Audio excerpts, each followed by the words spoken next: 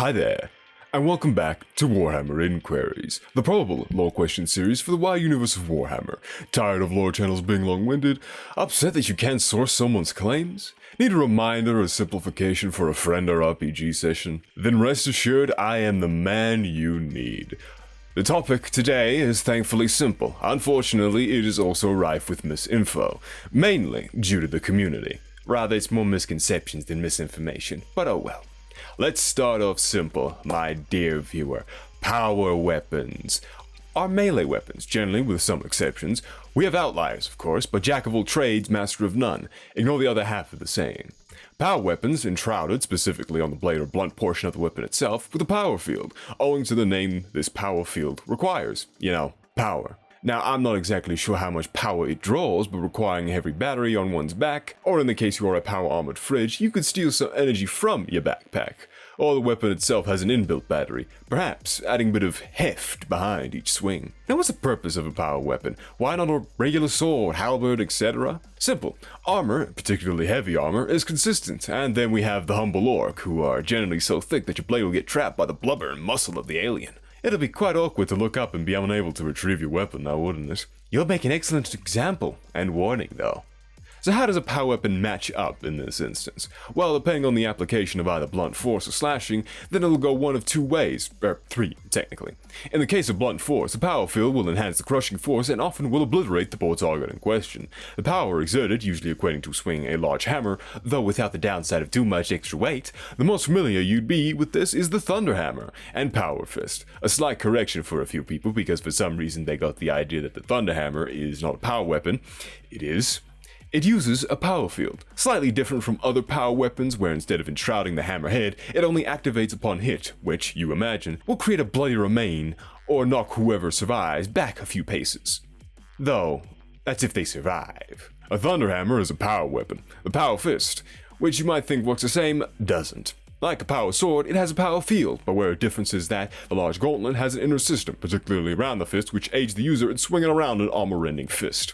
The inner system in question is cybernetics, or augmetics, basically linking or aiding the user, much like an exoskeleton system would. Though, again, instead of the whole body, it would just be around the fist, or hand. We have similar blunt force focused weapons. A special mention goes to the Crozius Arcanum, which in a fit of cruelty can be adjusted to the user's need, whether lethal or for a stunning hit. Ignoring the power armored clad in black with a skull like a cherry on top strength behind the user, at least we are thinking ahead. The power maul, which differs from the Crozius, some people close to me misidentify the two and think they are the same. They aren't. Also, brief mention of the power hammer and thunder hammer being two separate weapons. Very classy, GW. This doesn't make RPG games annoying, having to be called in like it is a quiz show. And I hear, bring, hey Solaris, law master of the server. Is this thing the same or different? You think it wouldn't happen often, but it does. Moving forward, we get to our slash category. Where the hammer is blunt and forceful, the slash is precise and meant to be used as a more scalpel or oversized 1000-degree knife. Do you know how a sword works? Same principle, etiquette, and the like, but be warned not to be too confident thinking that the power field is infallible. Said power field may be more effective against the thicker armor a foe has, but this can potentially be a detriment to you as well. Why? Friend of the channel, the laws of thermodynamics makes a loving return after a hiatus to the mountains of Merrick. Metal has a high melting point. Generally, there are some exceptions. Unfortunately, the sturdy stuff is what is bolted onto human, alien, and roaring engine, otherwise identified as armored vehicles. Just because the power field is good at cutting and melting into armor doesn't mean you are exempted from accidentally melting your blade into your opponent's flesh, metal body, or flesh metal body. Whilst I can't give exact examples, I know it exists, but faulty memory is making me spit out smoke here, I'll advise you take precaution and see this idea through some testing with other folks. Oh, and please remember that a power weapon needs power. To repeat myself, the power in power weapon requires generation of, well, power. Whether it is battery, backpack, or clumsy fusion power device, I'll let you decide. But before we move on, here is some homebrew help, a new segment. It was requested by August, a regular in a private Discord server I am chained to because of a favor to a friend, and he thought it'd help you all with rummaging some fresh ideas. Though a quick stun, the previous inquiries had a lore question, to which The answer was the Custodes fought and slaughtered the Thunder Warriors on Mount Aratat. I'm probably pronouncing that wrong, but were only fully wiped from Terra by Constantine Valdor, leading the first Astartes Legion to deploy, that being the literal First Legion, who would later go on to become the Dark Angels. Certain Thunder Warriors escaped, somehow, and were later found and purged. You can learn on Constantine and his efforts alongside some pre-Great Crusade info from Valdor, Birth of the Imperium, written by Chris Wright. I probably pronounced that wrong too, oh well. Here is your next lore question, a little easier this time. Who created these weapons, Fireblade and Forgebreaker? If you don't know the answer, ask a friend to help you out. Subscribe, like, and make sure to notify yourself by turning notifications on for the best citations of Warhammer lore you'll get. Okay, that's a bit overselling it a bit. I tried my best. Back to helping out. Make sure to thank August. It's the one good deed his sorry rear has brought into the server. For our first homebrew help, let's talk about power weapons. You might have run into the issue either by miniature or written story and ran into a snag, or rather problem.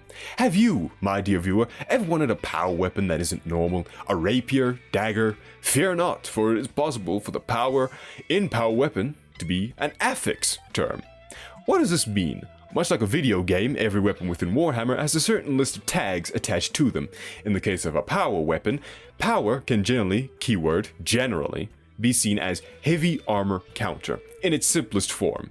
Very simplistic. Whilst I am very against reducing it to the simple form, since no one is part of the fun writing combat scenes, I trust you to research the nuance or at least discuss it with other people. For instance, do you want a power katana? You can do it. Power whip? Theoretically possible. Just remember the key qualifier of, well, power. Ask yourself, what feeds the power field? And make your way to the front. Remember, thick rib cabling is a fashion choice and good at keeping you warm. Onto our next mouthy and loud weapon of choice. Chain weapons. Chainsaws turn combat implements, gory, loud, roaring, and all too messy, favored by those who are inclined to fervor or just plain slaughter. The purpose of a chain weapon is mainly the message it instills. You can't go wrong with psychological and regular warfare, and my friend the chainsaw does both in buckets. Imagine you're a regular fellow, guarding a wall and some ruffian rushes at you with a loud, roaring baton of teeth. Your body will be chewed into, and whatever remains will be maimed and practically unrecognizable, and everything will be covered in red because of the messy nature of a chainsaw. Add in the fumes and dominating presence of its user, and you have a recipe for easy-bake PTSD. The concept of the chainsaw and chain weapons is literally a weaponized chainsaw. A true mankind classic of, how can we make this hurt somebody? The results, completely horrifying for any targeted by this weapon. Now the Eldar claim they were the first to the idea, or rather it is assumed they were the first ones to come up with the idea, but I am not putting my faith behind that because it is a schoolyard argument of, we did it first, poser. Like, okay buddy, I'm sorry that we somehow came to the same conclusion. Sucks to suck. In this category of weapons, you have chainsaws, chain fists, eviscerators, chain axes, pole arms, knives, flails, and glaives. Here is where I complain. The eviscerator is said to have a power field to enhance it. A power field, Solaris, but you said that this is based on a chainsaw mainly. I did. You aren't hallucinating. This is frustrating, mainly due to weapon recognition. The chain weapon and power weapons differ with each other because they excel in different areas. Power weapons are better with heavier armor but have the downside of needing power, backpack, etc. A chain weapon downsides are fuel and the blades not fully being capable of cutting through heavier armor. How does the chain sword stand out? The chain weapon's teeth is either made of a sturdier or stronger material. The operator can cover the teeth in an additional layer to help with heavier armor should push come to shove. Though I would advise caution around the additional teeth layer as I found no other source to support it aside from the first heresy. The first heresy? The first heretic. My apologies. Still, I think this is the best idea GW came up with, and is fairly unique compared to the other two options, which is monomolecular teeth where the teeth is so strong that they don't care. Thankfully, most chain weapons are pretty much depicted so bad against heavier armor, but can get lighter stuff, so C+ on GW for keeping that consistency. But I would be slacking if I didn't mention the chain fist power field. I find it a shred acceptable, just barely. Why? Because certain chain fists, depending on the usage mind you, are used to cut through bulkheads, which is somewhat misleading, because that is mainly relegated to Terminator squads for the Adeptus Astartes. I'm giving you a mean side-eye, but it is slightly acceptable. Nothing to say in regard to homebrew help yet, just make sure to remember the fundamentals of how a chainsaw operates, and you'll be golden. Now, we get on to force weapons. Force weapons, unlike psychers, are not that frustrating. I admit the previous inquiries came off more belly-aching than I intended, but I hope that you at least understood my frustrations. I'll not repeat myself, is what I would say. Okay, not really. Force weapons are a channeling device for the psychically inclined individuals within the wide Warhammer universe. I'm a tad frustrated, go figure, with how they are depicted, as sometimes they are treated akin to batteries, other times they are merely a channeling tool for the user, and sometimes they're just a psychic bat, like a baseball bat. I've not much to say on these either because, well, what am I supposed to tell you about psychers without going on an hour and a 30-ish minute at the shortest journey through heaven, to which I'd more than likely have a moment of psychosis as all the bad experiences rushes to me and flash boils my neurons? Regardless, even though there is not much to say on force weapons, I have a special edition, a bonus feature, possessed weapons, which is a lie because they are the exact same as regular weapons, but instead of just being a regular hunk of metal, it's a flesh metal hybrid with a spirit and snappy attitude. Sometimes literal snapping as it wishes to kill its user. Why use a demonically possessed weapon? Style. I kid you not. Okay, I'm being a bit rude here, mainly out of annoyance because I generally don't like them doing much besides being a downside. Certain demonic weapons have a link with their user, other times a demon is trying to possess them, and the sword is but a stone in the path. Sometimes a demon's goals can align with yours, other times you'll be on the path of Chow. I don't really have citations for this, sadly, not out of lack of trying. I tried. But your good old pal Solaris could give you some more homebrew help for force and power weapons.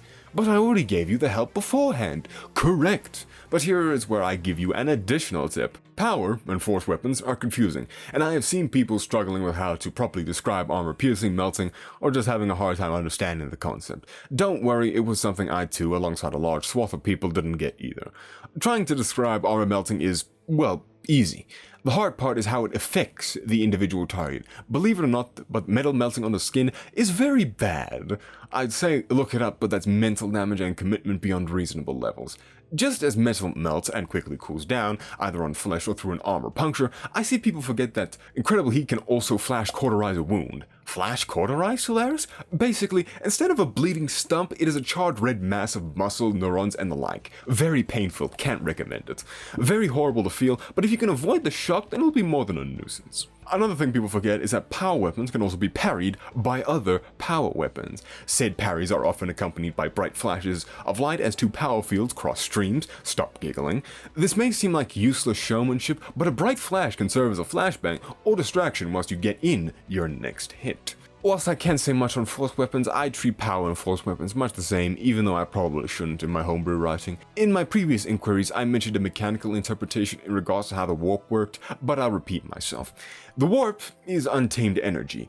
Psychers can harness this, much like a lightning rod can take a lightning strike. Through this, they then store that energy in their body, much like a battery. The force weapon is merely an extension and additional set of double A's in effect, taking stress off the psyker and allowing them a bit more wiggle room with pulling off magical nonsense. Hopefully it'll help. If it doesn't, back to the drawing board it is. Thankfully, it is just that simple. For once, August may be right. How quaint. Also, I'm gonna get a book review out soon. Stay tuned.